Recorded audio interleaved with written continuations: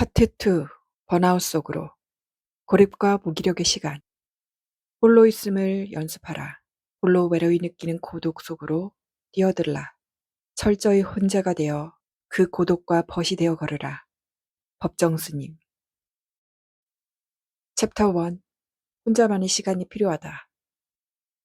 나의 고향은 삼천포다. 말로만 듣던 삼천포가 실제로 존재한다. 고향의 정치, 고향의 추억을 떠올리면 어린 시절이 그리울 때가 있다. 잠시 학창 시절로 돌아가 본다. 나는 초등학교 4학년 때부터 할머니 댁에서 살았다. 지은 지 100년 가까이 된 흙집은 만지면 벽이 부스러져 흙가루가 떨어지고 균형이 조금씩 무너지긴 했지만 정감이 있었다.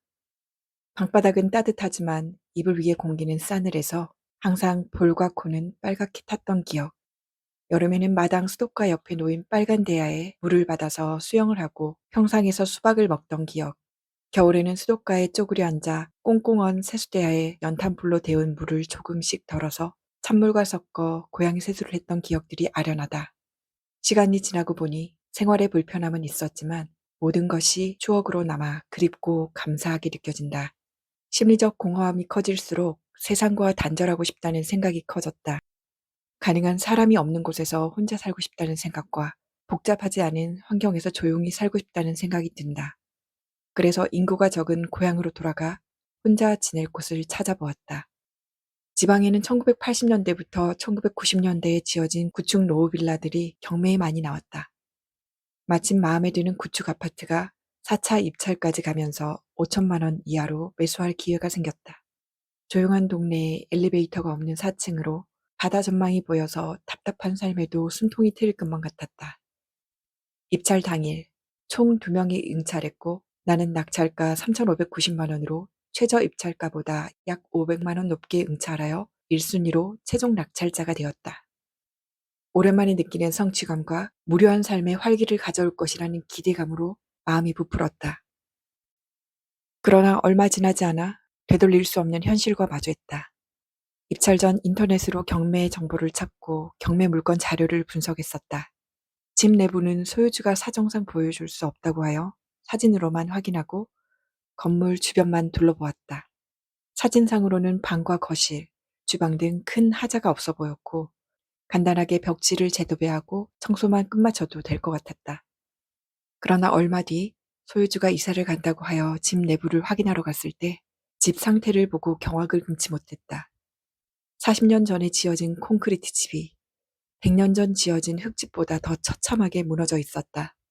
안방과 거실은 누수와 곰팡이가 심해 벽이 검게 썩은 채 벽지가 흘러내린 상태였고 천장은 형체를 알아볼 수 없을 만큼 크게 뚫려 있었다. 그리고 물건 명세서에는 없었지만 베란다 불법 확장으로 중간중간 메워둔 것이 보였다. 설상가상으로 아래층에서는 누수 피해를 입었다며 보상을 요구하는 상황이라 섣불리 매수할 수 없었다. 결국 혼자 지낼 집 마련은 수포로 돌아가고 낙찰 금액 납기 일전 입찰 보증금을 포기하고 낙찰을 무효화했다. 그때 나는 수백만 원의 돈을 잃은 것보다 더 큰 슬픔이 밀려왔다. 채무자가 열악한 환경에서 딸아이와 함께 살았을 것을 생각하니 마음이 아프고 또 안타까웠다. 납부한 입찰 보증금으로 그 모녀에게 조금이나마 도움이 되기를 바라며 첫집에 대한 희망을 떠나보냈다. 챕터 2. 번아웃의 동굴에서 마주한 나. 한국으로 돌아와 이것저것 시도해 보려 했지만 마음대로 되는 것이 없고 내 삶이지만 내가 없어진 것을 느끼면서 나는 스스로 고립을 선택했다. 피로 누적으로 인한 체력 저하와 권태감으로 사람들을 만나는 것이 힘들어졌다. 시간이 지날수록 별것 아닌 말에도 예민하게 반응하고 이성보다 감정적으로 사람을 대한다는 것을 인지하면서 내 안에 일어나는 변화에 대해 신경이 쓰이기 시작했다. 점점 어두워지는 얼굴과 수척해지는 모습을 보며 걱정하는 말을 해주는 것도 달갑지 않았다. 생각과 감정의 왜곡이 심해질수록 타인의 관심이 나의 마음을 다치게 했다. 무기력, 우울증, 감정 조절 장애, 자신감과 자존감 저하 등 다양한 증상들이 복합적으로 일어나면서 점차 신경질적인 모습이 일상이 되었다. 집 밖으로 나가는 것이 두려워졌고 누군가와 대화를 나누는 일도 거의 없어졌다. 2주 이상 말 한마디, 소리 한 번 내지 않는 날들이 일상이 되었고 하루 종일 천장을 보고 누워서 멍하게 있다가 잠이 들었다. 하루를 의무적으로 살아내는 기계처럼 배가 고프면 냉동 음식을 데워 먹고 배가 아프면 화장실을 가며 집 안에서만 생활을 했다. 그렇게 1년여의 시간이 지나는 동안 점점 페인의 모습이 되어 있었다. 잭 케루악의 길 위에서라는 책에는 이런 말이 있다. 삶을 이렇게 슬프게 만들 때 신은 도대체 뭘 하고 있었던 것일까? 같은 맥락으로 나는 세상이 왜 나를 벼랑 끝으로 몰아세우는지 한탄스러웠다. 그러나 왜에 대한 대답을 찾으려 할수록 내가 할 수 있는 것이 없다는 결론만 남았다. 지나온 날들은 되돌릴 수 없고 어떤 경우는 문제의 원인이 개인이 아니라 외부 상황에 있기도 하기 때문이다. 번아웃을 겪게 된 이유도 명료하게 정리하지 못한 채 시간만 흘렀다. 그러다 문득 10여 년 전 애니어그램 성격 유형 검사 강사 과정을 참여했을 때 들었던 묘비명에 대한 기억들이 떠올랐다. 당신이 죽기 전에 묘비명을 쓴다면 무엇이라고 쓰고 싶은가? 그 질문을 받기 전까지 나는 죽음에 대해 깊이 생각해 본 적이 없었다. 단순히 죽으면 끝이라고 생각했을 뿐이다. 그때 예시로 들려줬던 묘비명 몇 가지가 인상 깊어서 아직도 기억나는 것들이 있다. 이렇게 갈 줄 알았으면 더 열심히 놀았을 것을. 오늘의 죽음을 내일로 미룰 수 있다면. 인생 잘 놀다 간다. 각각의 묘비명마다 자신의 스토리가 담겨 있었고 누구는 후회를, 누구는 쿨한 인사를 남겼다. 그때 나는 묘비명으로 열정적으로 살다 간다라고 적었었다.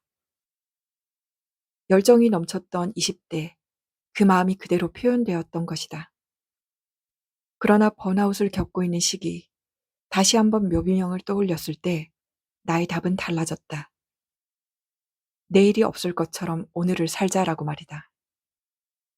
아침에 눈을 뜨면 살아있는 것이지만 언제든 죽음의 문턱에 가까이 갈 수 있다는 생각으로 가득했기 때문에 내일이 필요 없었다. 그래서 새기고 싶은 묘비명이 바뀐 것이다.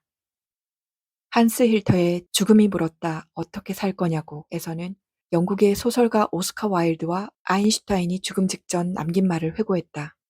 오스카 와일드는 고열과 뇌막염, 선망 증세에 시달렸으며 죽음을 앞두고 침대에 누워 지난 날을 회상하며 이렇게 말했다. 예전에 나는 돈이 인생에서 가장 중요한 것이라고 생각했어. 그런데 돌이켜보니 새삼 깨달았지 뭐야. 그것이 진리였음을. 나는 내 처지를 넘어 분에 남치게 죽음을 맞이하네. 물질적인 것을 따르지 말라는 이상적인 말 대신 지극히 현실적인 이야기를 남기고 간 것이다. 자신의 일을 통해 얻은 성공과 명예, 그리고 물질적인 풍요로움까지 영유하고 가는 인생. 누구나 바라는 마지막이 아닐까? 반면 아인슈타인은 내가 할 일은 다 한 것 같다 라는 마지막 말을 남겼다. 그 말 속에서 나의 지난 시간을 흘려보냈다. 하고 싶은 일과 해야 할 일을 다 했을 때의 후련함은 누구나 한 번쯤은 경험해 본 적이 있을 것이다. 그러나 긴 인생의 끝에서 삶의 전반을 돌아보며 후련하게 살다 간다라고 말할 수 있는 사람이 얼마나 될까? 나는 오스카 와일드의 현실적인 풍요로운 삶과 아인슈타인의 소명을 다하는 삶, 두 가지 모두를 추구했으나 두 가지 모두를 실패했다는 생각이 들었다. 그렇지만 그들과 내가 다른 한 가지는 나는 아직 살아있다는 점이다. 죽음이 아닌 삶을 선택한다면 나의 마지막을 얼마든지 바꿔볼 수 있을 것이라는 생각이 들었다. 그렇게 1년 이상의 고립의 시간 동안 생각의 꼬리잡기를 통해 내가 다다른 곳은 다시 살아보기였다. 이전까지 내가 열심히 살았다고 한 것은 잊자. 그 열심의 방법이나 방향성이 맞지 않았을 수도 있다. 그리고 매사 100%의 정신을 쏟았다고 생각한 것이 사실은 그렇지 않았다는 것을 인정한다. 그리고 다시 일어설 수 있다면 내일이 없을 것처럼 오늘을 살며 매일을 풍요롭고 감사하게 받아들이기로 했다. 그리고 후련하게 떠나는 것이다.